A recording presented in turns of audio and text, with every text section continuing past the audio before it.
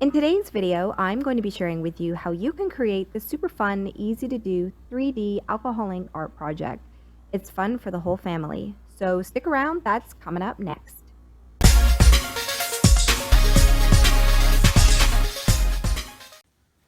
Hello everybody and welcome to another episode of Art with Monteith. And today I'm really excited to be able to bring this video to you on a 3D alcohol ink mixed media flower type garden project on a panel. It's a super fun, super easy to do, and I really love this 3D effect. So this is great to do with a family, with kids, and if you're into vibrant colors and 3D art, then this project is totally for you. It can be done very, very easily. So let me share with you all the things that you need in order to create this project today. Okay, for this week's project, you're going to need a number of items. So I'm going to go over those with you quickly. But the main component for creating your flowers on this project are, of course, Shrinky Dinks. And I'm sure every one of us has used these at some point, especially when we were kids, and they're making a huge comeback right now. They're trending large on Pinterest. There's lots of different ways that you can use them, and as soon as I saw these on Pinterest, I thought of my niece right away because she is big into creating things and painting and drawing, and she loves doing all kinds of art. So I thought of her, and so this video this week is dedicated to my niece Annabella. This one's for you, girly. So I know you're gonna wanna go out and buy some Shrinky Dinks if you haven't already and do this project with your mom. So you're gonna be needing a couple of sheets of these. They come in different finishes, but if you are using alcohol inks, then the bright white is perfect for this particular project because the surface is non-porous and it's shiny, so it works really, really well for this application. If you're using something other than alcohol inks, you wanna use paints like acrylic paints, then you do need to scuff up the surface a bit so it gives it some grit and some tooth for the paint to adhere to. Okay, so you need those. Then you need, of course, some inks, and I, of course, will be using the Jacquard Pinata color line, and this is my favorite. I love these inks, and of course everything I'm mentioning here, if you want to check out in the link in the description box below, if you want to purchase any of these things, then feel free to check that out. Okay, you'll also be needing various sizes of round containers, so various diameters here. So I've got a bowl and a plate. I've even got a couple of lids. You'll need lots of different sizes for those because what will happen is we'll be using these as our guide to trace around on our film, and when we actually put these in the oven, they'll shrink down to 50% of the size. So just keep that in mind, okay? So you may want to go ahead and preset your oven right now to 350 degrees. You'll also need a pair of scissors so you can cut out your film. And then if you do want to do any outlining, you want to draw your shapes on first, then you can use, a couple of different black markers. I've got one here from Peebo, and then I've got another one from Prismacolor. So any type of black marker will work fine on this. Then you'll need obviously something to mount everything onto. So whether you use some canvas, which is good, or even a shadow box would work really well for this particular project. But I like to do a lot of work on wood panels. So I've just done some a yellowy green type finish on Yupo paper, and I've mounted that to my wood panel here, which is what I'm going to be using. And if you want to learn more about Yupo paper and alcohol ink and how you can mount it to wood panel, then I will leave a few links in this video today so you can check out some other videos on this particular technique. So let's go ahead and get started with the project. Okay, so with one of your pieces of film, we're gonna go ahead and start putting some ink onto this paper. And the key thing to remember when using Shrinky Dinks is that when they get put into the oven and they start shrinking, the color intensifies and darkens. So if you're starting off with a really dark color, it'll come out looking more with a black undertone. So just keep that in mind. So it's advisable to start off using lighter colors. And I've just kind of started doing some here. So you can see this here with the ink. It's easier actually if you just start with the ink right away on the page and then take your bowl or plate and then outline and cut it out when it's dry. And we're actually going to be doing both sides of the film because when they shrink up and how we create the flowers, you're going to be able to see the underside. So we want to do both sides. And the one thing that helps with the ink on here and making it lighter so that you don't have to use much ink is the blending solution or the extender. So I'm using the Pinata Claro extender from Jacquard. I use this quite a bit. So I'm literally just pouring some on, and then I'm going to just put, actually I'm going to do some blue. I've done some pinks, but just like literally one drop, and then just kind of move it around the page here. And the great thing about the blending solution or the extender is, yeah, it works really well on these film sheets. And you still get that translucent, light, soft effect, similar to that of Yupo paper. So it works the exact same way. And of course, make sure you protect your surface and maybe get a few pieces of paper towel so that you can clean off your surface easily, and your hands, which I never seem to have clean hands, but that's an occupational hazard. Can also use a paintbrush if you want to move things around. And this one had pink in it, so we'll see what happens when I move this around the page.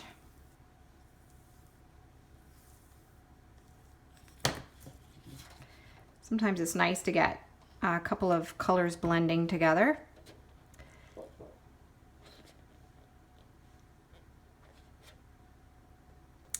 Okay, so let's put a little bit of pink on the side here. Get some purple going on as well.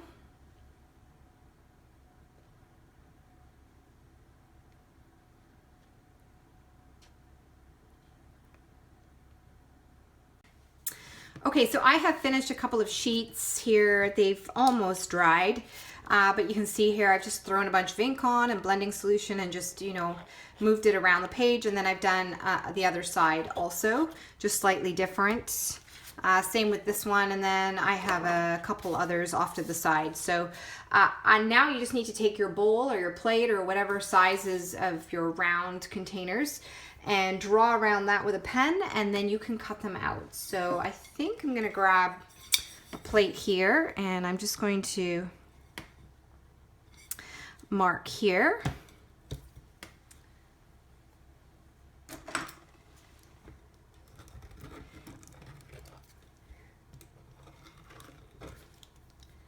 Okay, there's that one there. And then I think I can fit this one here, so I'll do a small one here. And probably one more here. Again.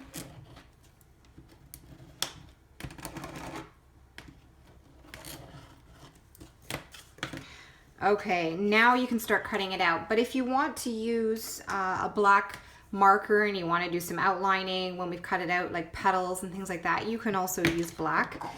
Just remember too that when it shrinks down, the lines will also shrink with it. So just keep that in mind. So you want to use a thicker pen so that you can see the outlining if that's what you'd like to use. Hard to believe that that will actually shrink down to half its size, but it will. Okay.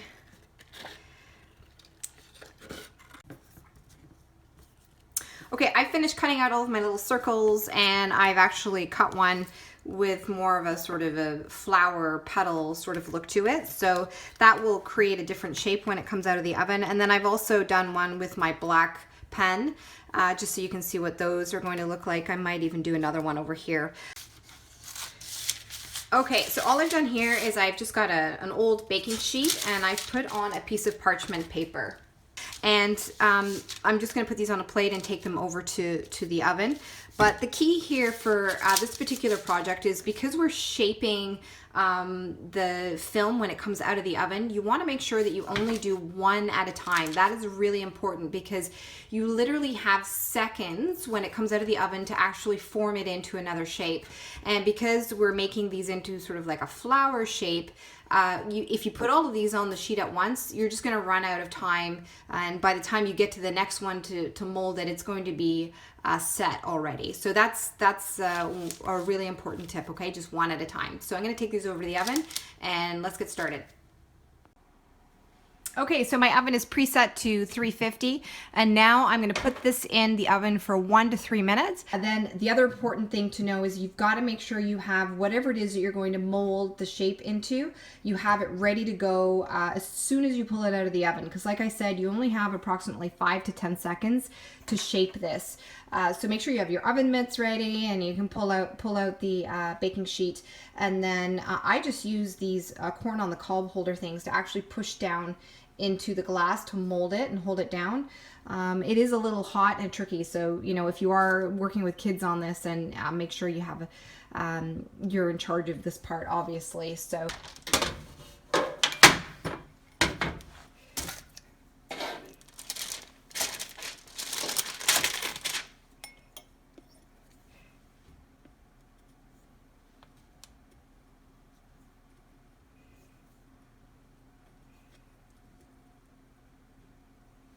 okay, so I'm molding it right now,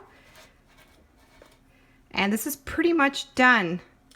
Don't have much working time, so I think this was literally all of 10 seconds. There you go. There is your shape. There's one of them, so it's kind of pretty there. Okay, let's move on to the others.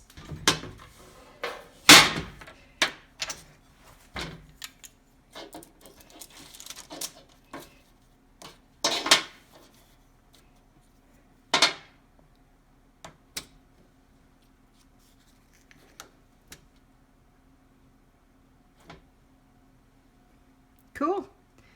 There is number 2. And next I'm trying the smallest of all of the pieces with the pen outlined on there. So we're going to go ahead and throw this one in. Oh wow, this one's super tiny.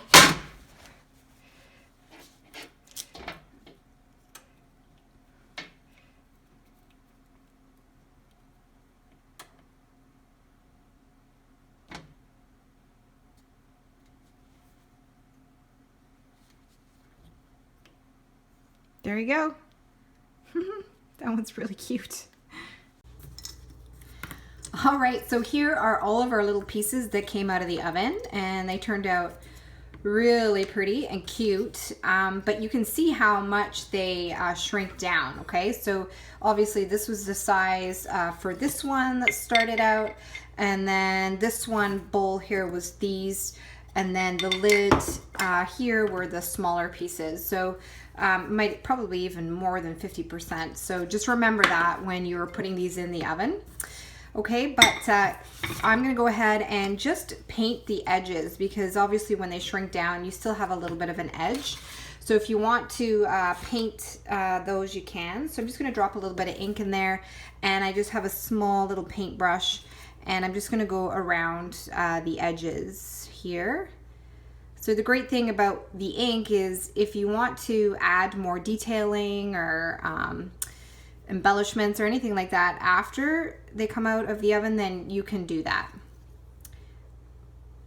And you can also use a black marker on here if you wanted to add some black, you know, whatever you'd like to do. You can still continue to add detailing. So I'm just gonna go around all of these little flowers and tidy up the edges, and then we'll be right back and I'll show you how to put it all together.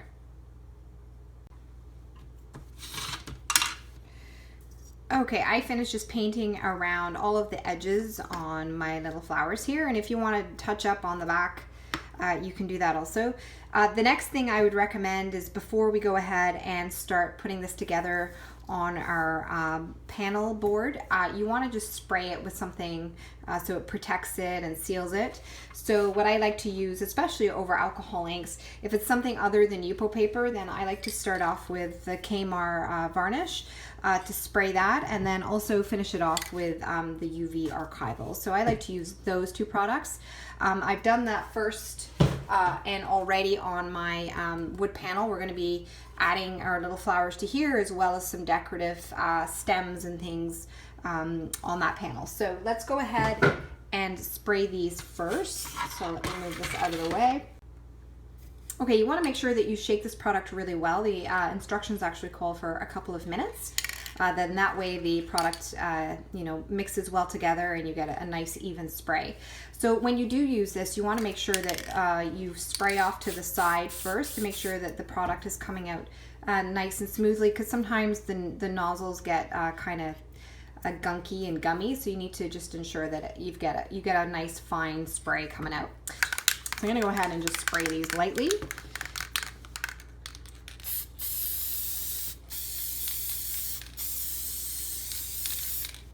And then I'm just going to leave them and let them dry and set. Okay, the other product I like to use is the Krylon Archival, the UV Archival. This is great for its protection against fading over time, which obviously happens with a lot of things, especially if you're hanging something in the sunlight, which I recommend against doing. But this is just added, safety and protection. It's going to make your product and your art last longer. So once the Krylon Kmar has dried, then you can go ahead and do the exact same thing and spray with the Archival. Okay, while my pieces are just finally drying, just left them off to the side a little bit here. I'm just going to go ahead and prep the sides of my panel here. I have sprayed this also with Kmar. So now I'm just going to do the sides. Now, I do have a video on how to mount UPO to wood panel and prep your panel. So if you want to check that out, I'll leave a link here in the video box. But essentially what you need is any kind of wood panel. You just want to use GAC 100 by Golden, and I'm going to put some in a little bowl here. And then also after that's usually put on, you can then gesso it with, I use the Liquitex, but you know what, here I'm just going to actually mix it all together and save myself a couple of steps. So if you want to do that, you can. It's just a one-time thing, and one coat is all that's needed. So you can prime that together. And then lastly, if you want to add a little bit of color to that, you can. I've got some also some other white there, some warm white. And I have some pink. If you want to put, maybe I'll put some pink on there.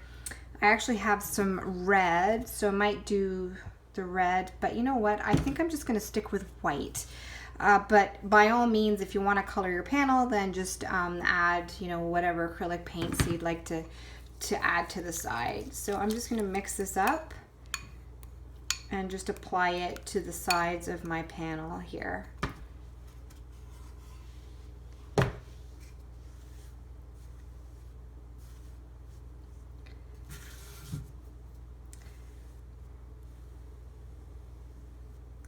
And you know what, if you're worried about going over the edge, you can always tape the edge of the panel so you get a nice crisp line.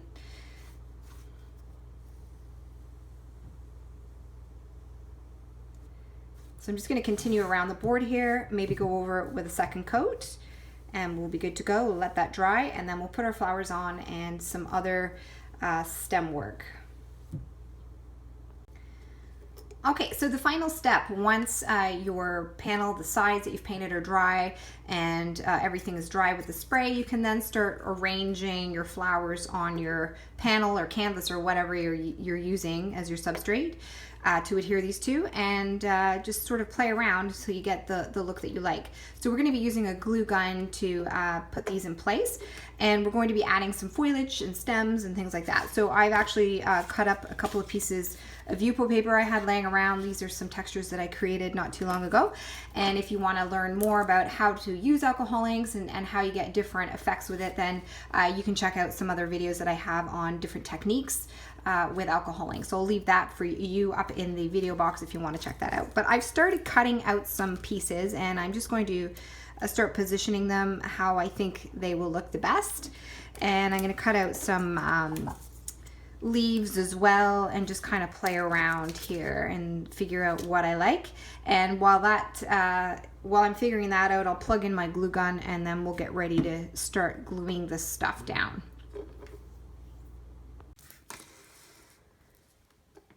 All right, I think I'm almost done. I've cut out a few more pieces here, and actually this piece I created using bubble wrap over ink on Yupo paper. So that's kind of a cool, neat technique as well.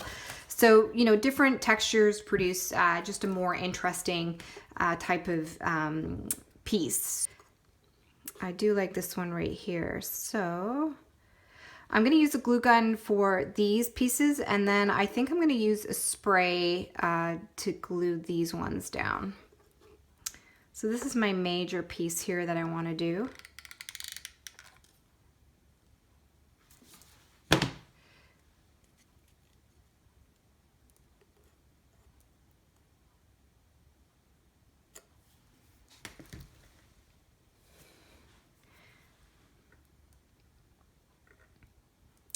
Glue this one down next.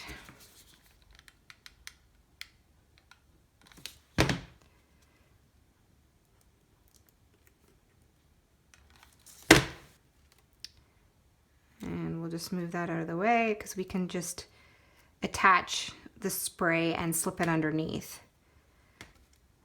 Okay, so I'm going to show you the spray that I use to finish off with the stems.